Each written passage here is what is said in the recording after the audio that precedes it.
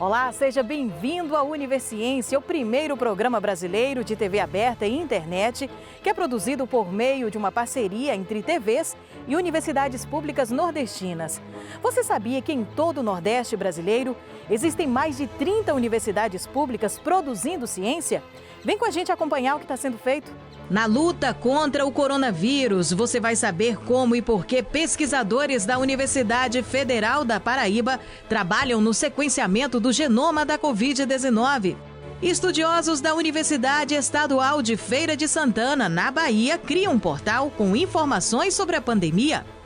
E no sul baiano, pesquisadores descobrem que o cacau, muito além do chocolate, pode ajudar no combate à Covid-19.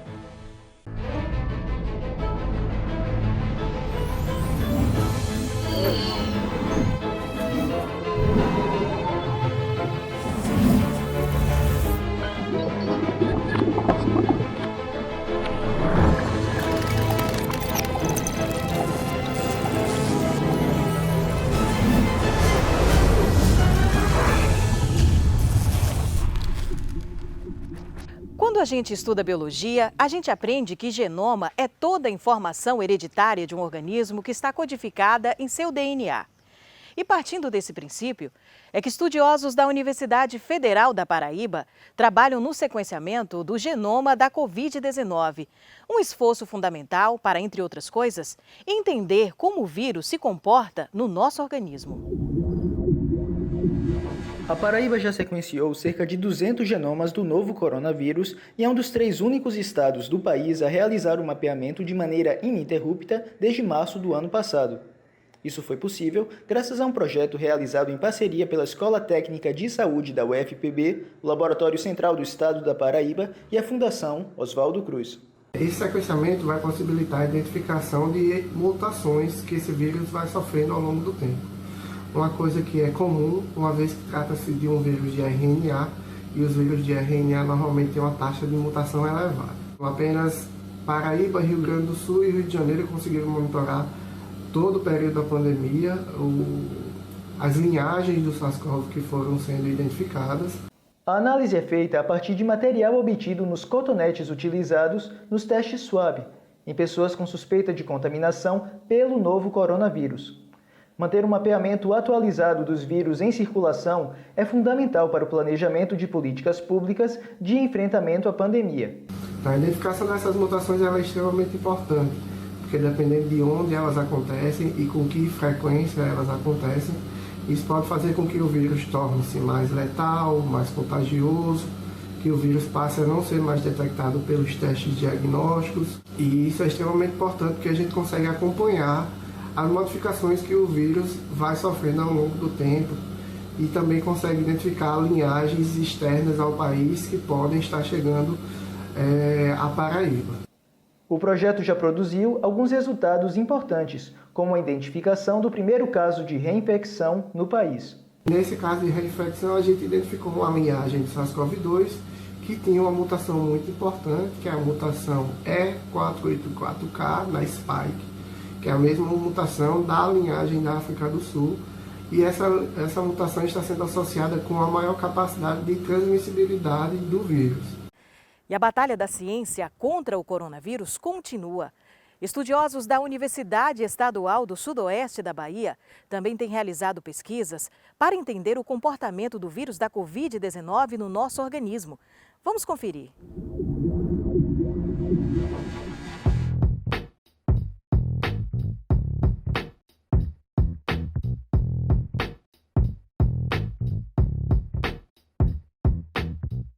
Toda vez que nós temos contato com esses micro-organismos, o nosso corpo tenta nos defender, né? Então, ele tem mecanismos de defesa para nos proteger, né? Em alguns casos, esses mecanismos são muito bem sucedidos, né? Entretanto, em outros casos, esses mesmos mecanismos que nos defendem podem nos levar à doença. Ou seja, eu posso tentar proteger a pessoa de uma forma tão forte, mas tão forte, que ao invés de protegê-la, eu acabo causando a doença. Então, aparentemente, no coronavírus, essa resposta muito forte vem sido observada nos casos mais graves.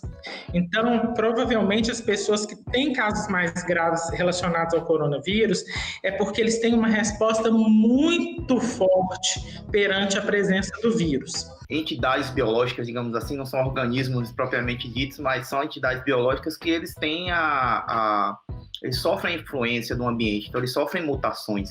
Todos os vírus vão ter mutações dentro do seu ciclo, né? Eles vão realizar essas mutações exatamente para que eles continuem infectando as pessoas, né? Os seus hospedeiros, no caso, que somos nós. Então, consequentemente, né, nessas mutações, você pode encontrar, então, algumas cepas virais, né, que elas podem se tornar, então, mais infecciosas, né? Então elas podem ter a capacidade de se dispersar mais na população. Essa é uma das consequências que a gente pode encontrar, não só com o coronavírus, mas com qualquer tipo de vírus. Assim como também essas cepas podem tornar mais agressivas, né? Então, a depender do tipo de proteína que receba essa mutação, né, onde ocorra essa mutação, pode ocasionar um vírus com uma gravidade maior.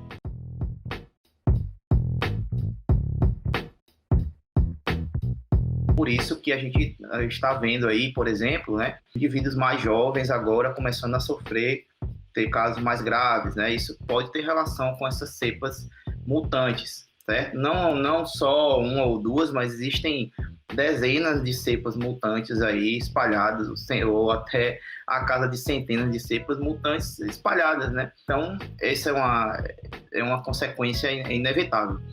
Com a vacinação, obviamente, mesmo tendo um mutante, a chance dele depois causar um dano grave reduz drasticamente, né? Então, seria manter esse foco na vacinação. E daqui a pouco a gente volta com mais Univerciência, trazendo as informações a respeito das pesquisas científicas desenvolvidas nas universidades públicas do Nordeste. Fique com a gente.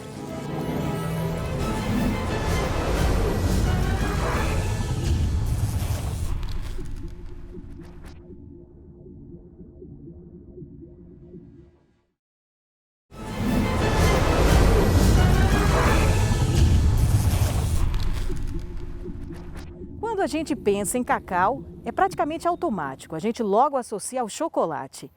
Mas pesquisadores da Universidade Estadual de Santa Cruz, no sul da Bahia, descobriram que o fruto também pode ser útil no combate à Covid-19. Vamos acompanhar? Uma equipe de pesquisadores do Departamento de Ciências Biológicas da UESC, com o apoio da FAPESB e das Universidades Federais de Minas Gerais e Viçosa, está investigando o potencial do cacau para criar um remédio para tratar infectados com a Covid-19. A busca para combater o vírus está ocorrendo mundialmente. Em Ilhéus, o grupo pesquisa as propriedades do cacau desde 2005 contra diferentes doenças.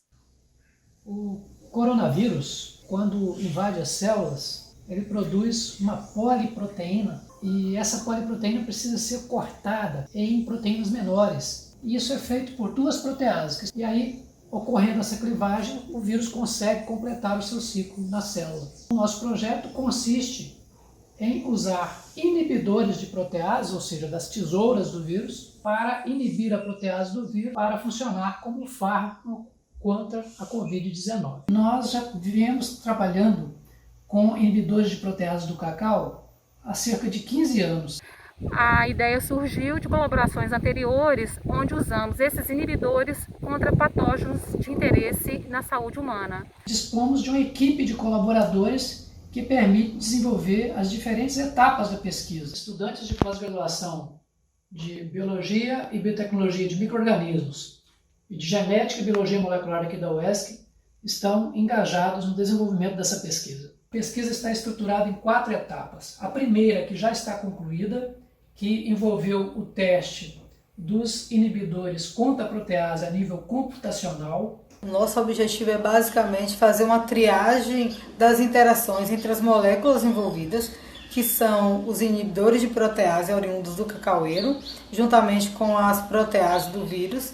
E nós temos utilizado algumas ferramentas computacionais que nos possibilitam a visualização e o entendimento da natureza dessas interações. Agora, a próxima etapa consiste em produzir a protease no laboratório e testar os inibidores contra a protease. Esses inibidores também serão testados contra células humanas no laboratório de imunobiologia daqui da universidade, sob a supervisão da professora Jane Lima. Nós realizaremos ensaios biológicos in vitro com os inibidores para verificar a toxicidade dos mesmos em células humanas. Estes testes são importantes para a triagem e avaliação de possíveis fármacos com potencial antiviral.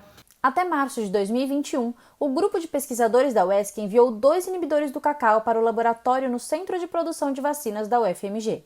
E a previsão é que os inibidores sejam testados contra o vírus SARS-CoV-2 até o mês de maio. A última etapa já são os testes desses inibidores contra o próprio coronavírus, em células carregando o coronavírus. Isso será realizado lá no laboratório do Centro de Produção de Vacinas da Universidade Federal de Minas Gerais, sob a coordenação do professor Flávio Fonseca. Parte desse estudo vai ser conduzido aqui no Centro de Tecnologia em Vacinas da UFMG, e na UFMG, onde nós temos um laboratório NB3, onde será possível multiplicar o vírus, uma vez que esses inibidores sejam identificados, inibidores de protease, aí na UESC, e aí esses fármacos, esses peptídeos com maior potencial de intervenção na replicação do vírus SARS-CoV-2 vão ser enviados para cá, onde nós vamos fazer os testes com o vírus in vitro, em células dentro do Laboratório de Biossegurança NB3 da Universidade Federal de Minas Gerais. Mesmo em isolamento, trabalhamos em equipe na luta contra a Covid-19. E a batalha da ciência contra o coronavírus continua. E não é que tem gente na Universidade Federal do Ceará trabalhando numa pesquisa que pode contribuir na produção de um medicamento de combate à Covid-19? Roda aí. Originalmente, essas moléculas, os peptídeos, certo? Que são frações que formam as proteínas, eles foram desenhados contra bactérias e fungos, que é um foco do nosso trabalho. Então nós pensamos, será que nós não poderíamos aplicar esses peptídeos contra o coronavírus? Então foi quando nós começamos os primeiros estudos de simulação, né, que é aquele primeiro trabalho que já foi publicado, e que nós vimos que os resultados foram bons. A partir daí nós fomos aprofundando nesses estudos e chegamos à conclusão no primeiro trabalho.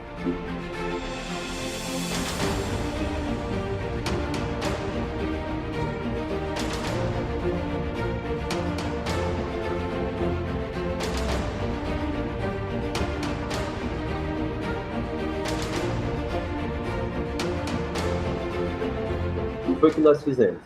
Nós pegamos uma proteína vegetal, tá?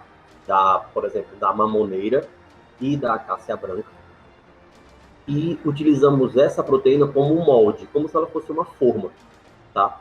A partir dessas proteínas, nós desenhamos moléculas pequenas, né, que são os peptídeos, que são derivados das proteínas, e mandamos sintetizar, né? Existem empresas que sintetizam aqui no Brasil, existem empresas que sintetizam também em outros países. Então, nós mandamos sintetizar e recebemos a molécula pronta.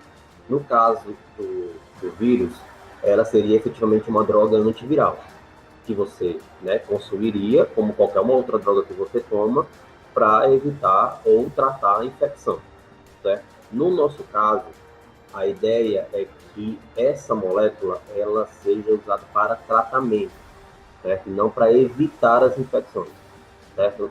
Quem faz profilaxia são as vacinas, certo? Essa molécula, o objetivo dela é tratamento, que seria amenizar os sintomas da Covid, reduzir a severidade da doença, uma vez que a pessoa está infectada. Porque a ação dela, ela é depois que a pessoa está infectada. É como se você está gripado, vai tomar um multigripe ou vai tomar alguma coisa para dor de cabeça. Esse seria mais ou menos o efeito dessa molécula que a gente está planejando.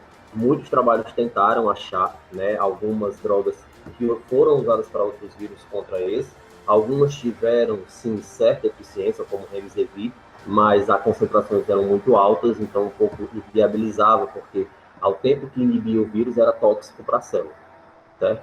Então, realmente, hoje não se tem nada de de droga que possa amenizar esses efeitos, uma vez que a pessoa pega a Covid, né? Que você desenvolve a Covid após a infecção.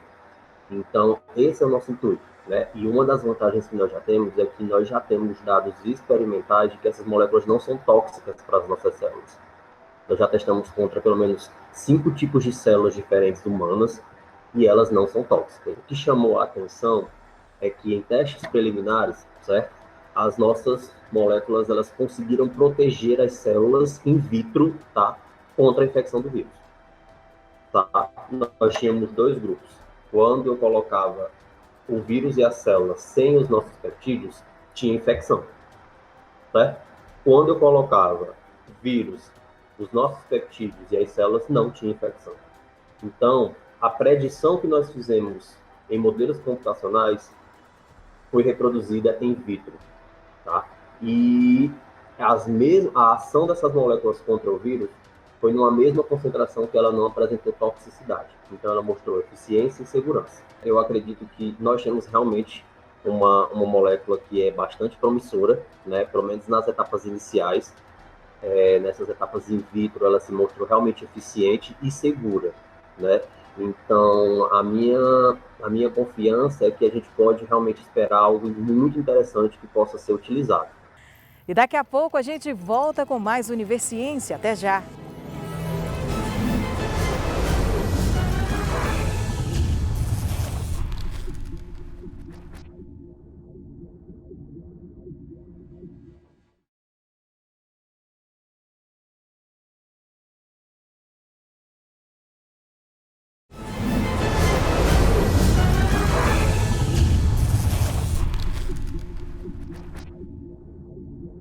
E tem mais notícia boa chegando. Agora eu quero falar com você a respeito do capacete que lembra proteção. Mais um projeto desenvolvido por pesquisadores da Universidade Federal do Ceará nos mostra que o equipamento pode rimar com oxigenação, ou seja, auxiliar no tratamento de pacientes da Covid-19. Vamos conferir?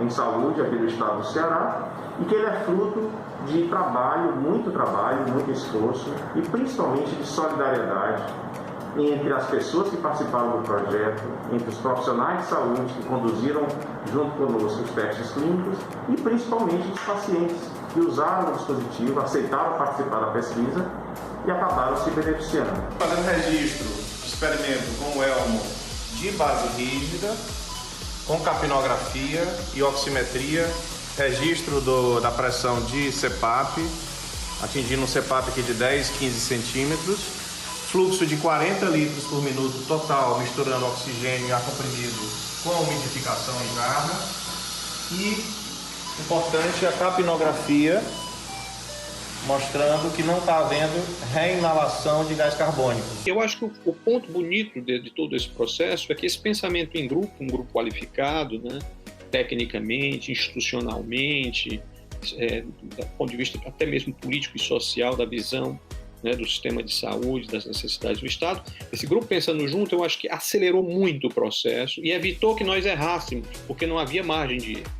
O tempo era curto, era um tiro que tinha que ser dado muito certeiro, em uma coisa que desse certo, que fosse viável, não fosse só uma ideia de protótipo para a gente mostrar que era interessante, mas como exercício intelectual. Não, era para ser de fato uma coisa que pudesse ser produzida em escala, que fizesse uma diferença na ponta. Qualquer uma das entidades trabalhando sozinha, naquele momento, dificilmente teria chegado a esse mesmo resultado num prazo recorde entre o momento que esse grupo se formou, ali na virada do mês de março para o mês de abril de 2020. Até o lançamento oficial do elmo foram praticamente 90 dias. O elmo ele deve ser utilizado em pacientes que têm insuficiência respiratória hipoxêmica, ou seja, com queda do oxigênio no sangue, e que precisam de oxigênio terapia, precisam de oxigênio. Então, nesses casos, o paciente é candidato a se beneficiar do elmo e, por exemplo, uma pneumonia por Covid-19 é uma dessas situações, mas não é a única. Outras situações, como pneumonia de uma maneira geral, edema agudo de pulmão, são situações comuns que também podem se beneficiar da indicação do uso do elmo. Para usar o elmo com segurança, é essencial que o paciente esteja alerta, cooperativo, que possa participar do processo de maneira consciente e ele geralmente não pode estar comatoso, não pode estar torporoso, sonolento demais, porque ele precisa estar alerta para se comunicar com a equipe dos profissionais de saúde. Além disso, isso pode ser usado no ambiente de enfermaria e no ambiente de UTI. A vantagem de que você não usa um equipamento que é um respirador ou ventilador mecânico. Os testes clínicos foram todos eles feitos em pacientes com Covid-19, de forma moderada a grave, todos internados no Hospital Leonardo da Vinci e que estavam necessitando de altas frações inspiradas de oxigênio, ou seja, alta quantidade de oxigênio. Portanto, pacientes que poderiam ter evoluído talvez para a intubação. Nesse grupo de pacientes, que foram 10, a aplicação do elmo trouxe um benefício imediato na oxigenação e um conforto na respiração e em 7 dos pacientes houve uma melhora sem precisar de intubação. O elmo ganhou não só uma página de jornal como algo interessante, mas ele, de fato, hoje a gente sabe que o impacto é concreto, é possível medir esse impacto. Muitos relatos de pacientes que, pelas estatísticas, teriam evoluído para um quadro mais grave e que, dessa forma, o equipamento efetivamente salvou vidas. Compartilhar informações já é algo que faz parte do nosso dia a dia, não é mesmo? Basta a gente pegar o celular e pronto. E pensando nisso, é que pesquisadores da Universidade Estadual de Feira de Santana, no estado da Bahia, desenvolveram o portal GeoCovid. Tudo para você ficar muito bem informado a respeito da pandemia do coronavírus. O portal GeoCovid, ele é formado por 3 guias. A guia que aparece aqui no topo da tela: casos, projeções e vacinação. A guia casos podem ser exibidos a estatística e progressão do contágio e dos óbitos de forma acumulada, contabilizado por dia, e a taxa por 100 mil habitantes, além da taxa de evolução, tanto de casos como de óbito, que mostra a tendência, se há tendência a aumento, estabilidade ou decréscimo, tanto para os casos como para os óbitos. Primeiro, você precisa definir o território, a abrangência do território que você quer examinar.